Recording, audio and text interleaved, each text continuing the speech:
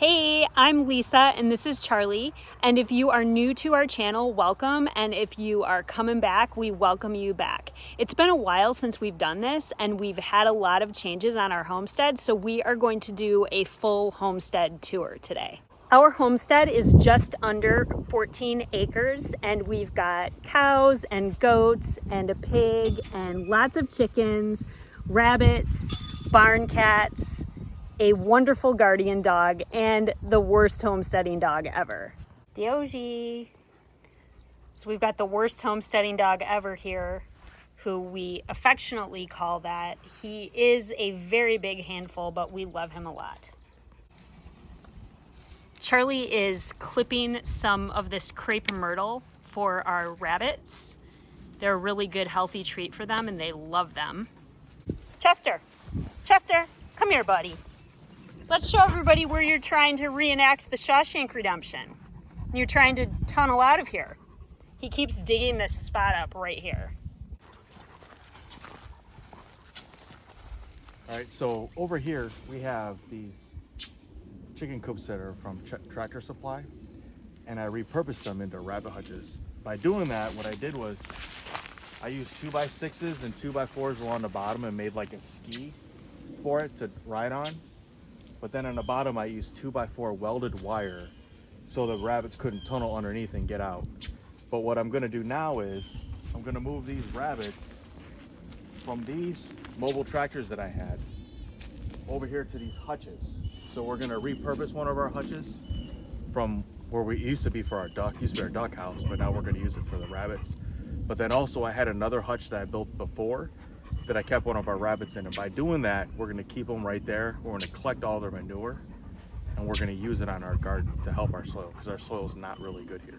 So for those of you who are watching that don't know this, rabbit manure is actually a cold manure. It does not need to be composted. It can just get put right on the garden. And so when we had the rabbits in the tractor before, we tractored them around the garden before planting, and our soil is looking amazing. And when we get out to show you the garden, you'll see that we've just got a lot of awesome things happening in the garden, and it's all because of that beautiful rabbit manure.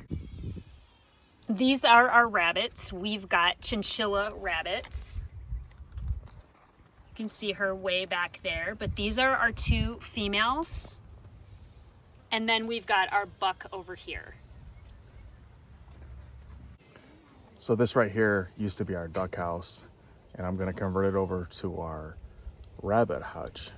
And what I did was, when I replaced the plank in there that I broke when I was moving it with the forks, that was really easy. But what I need in here, what it's missing for the rabbits, is they need a little place to hide and feel secure in a case of a storm or rain, or if it's just too windy or it's too hot, like another place for shade. Now, we were really careful where we placed this. I placed this literally underneath a big shade tree here, so it gets some sun toward the end of the day.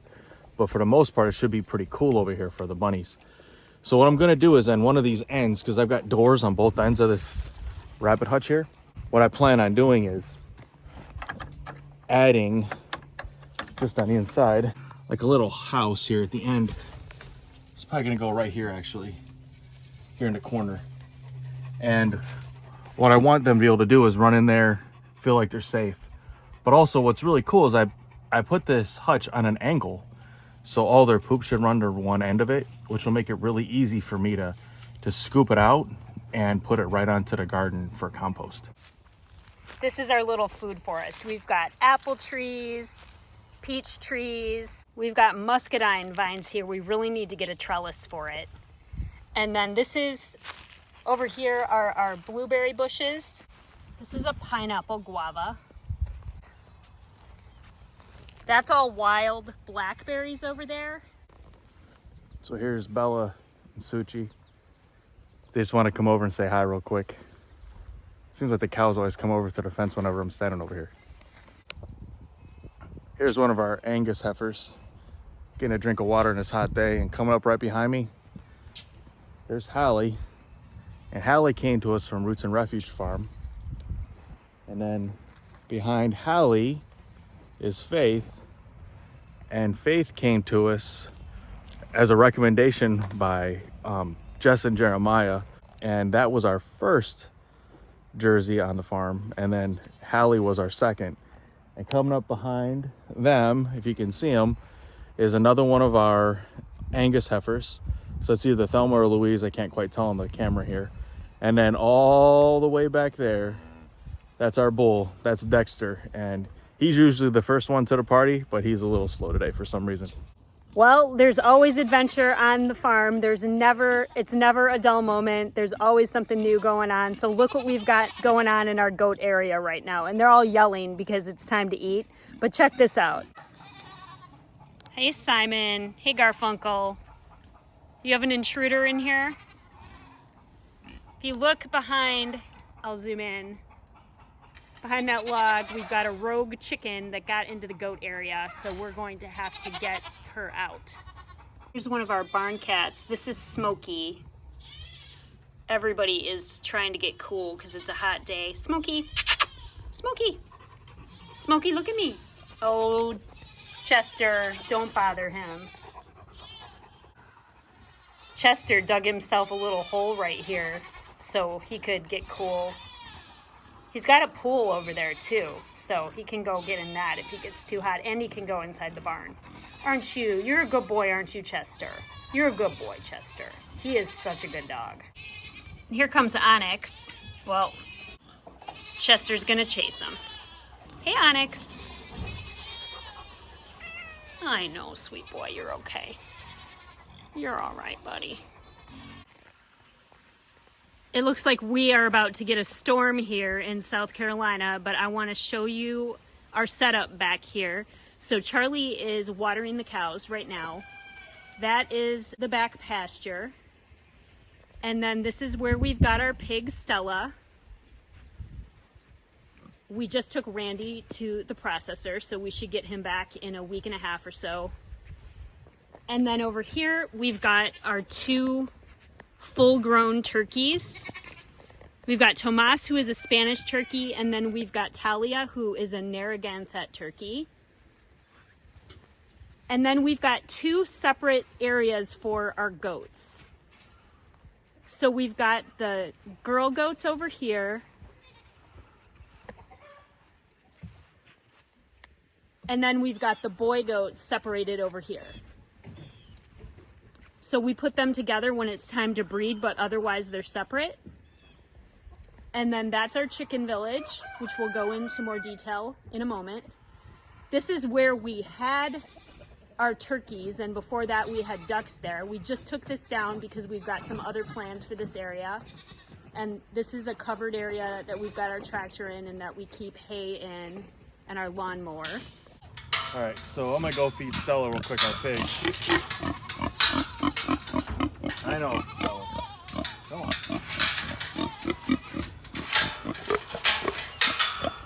It'll be all right.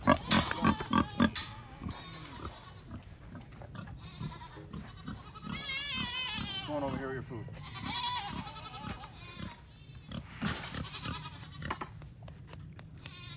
You like that?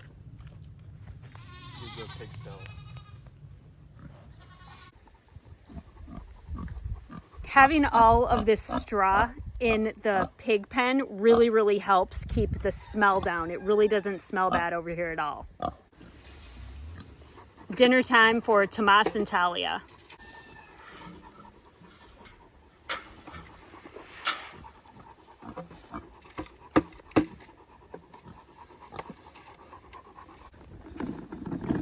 See, so the best part of having this homestead for me is it's really relaxing, and I can come out here and I can do the chores, and it's somewhat peaceful. Now in the background, I don't know if you can hear them, but the goats are just going on and on and on. They're anxious for their food, and they're gonna get it soon enough. But right now I'm walking out here to the pasture, and what I do is I constantly give my goats hay. And how I get it is I use a little wagon and I walk out to the hay rings that I use for the cattle, and I take it right off the hay rings. But usually when I come out here, I usually have a couple visitors, and here they are right behind me, and so they might come and see me while I'm trying to load this wagon up and head back to give this to the goats.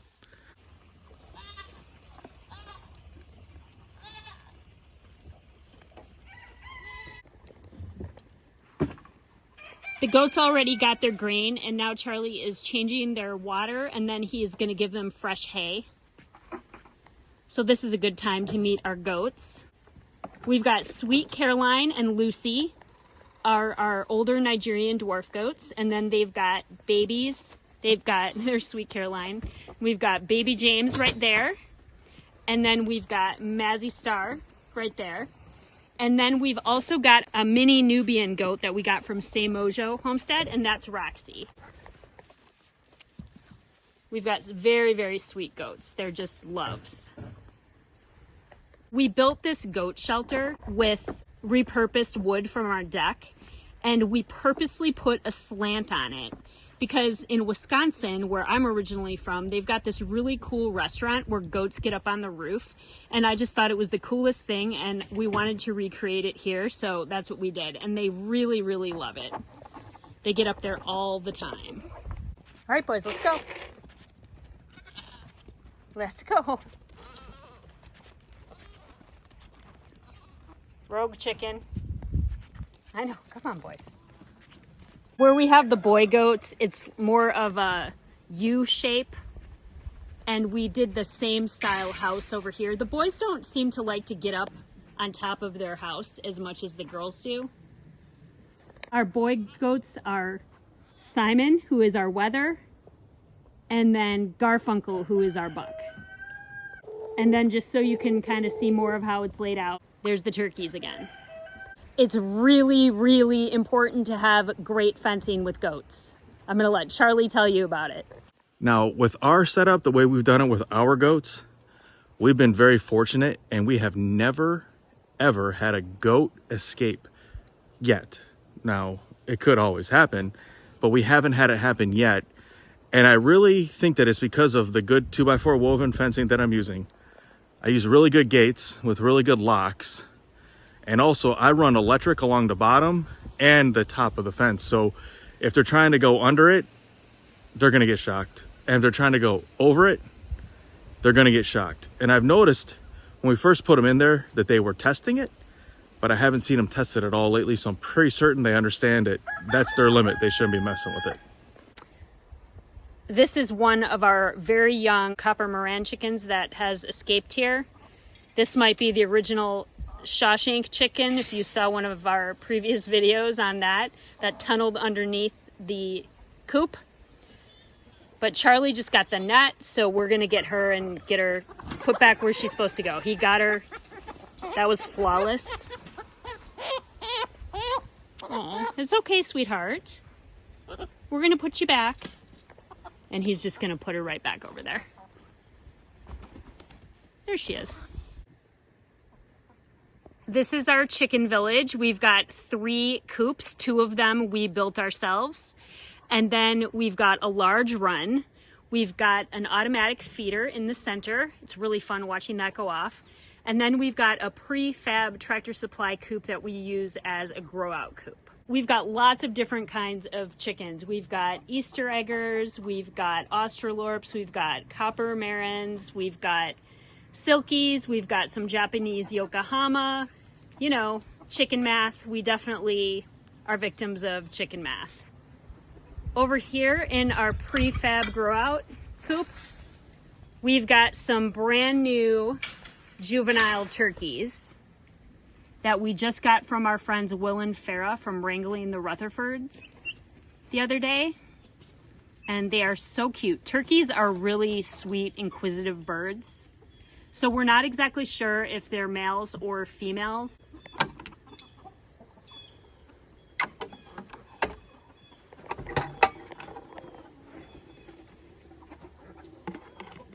That was uneventful. 2 eggs.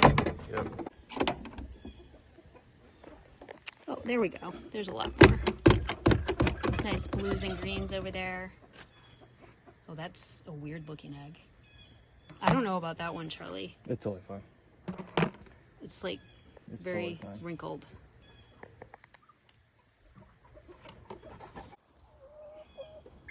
That's our gorgeous I Am Samani Rooster Midnight.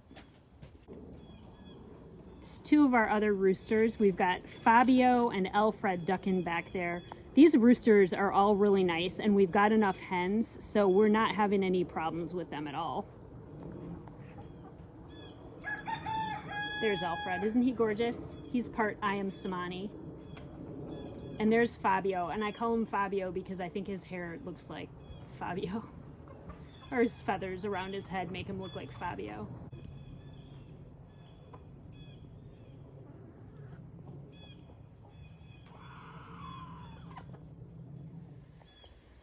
This is our mature peach tree that usually gives us an amazing harvest of peaches. The last 2 years it did. And this year, that really intense frost killed all of our peaches. So no peach harvest for us this year.